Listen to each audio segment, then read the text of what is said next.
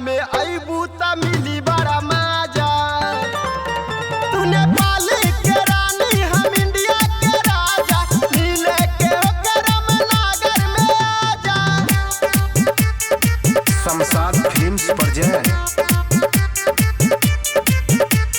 DJ Arman Adapur.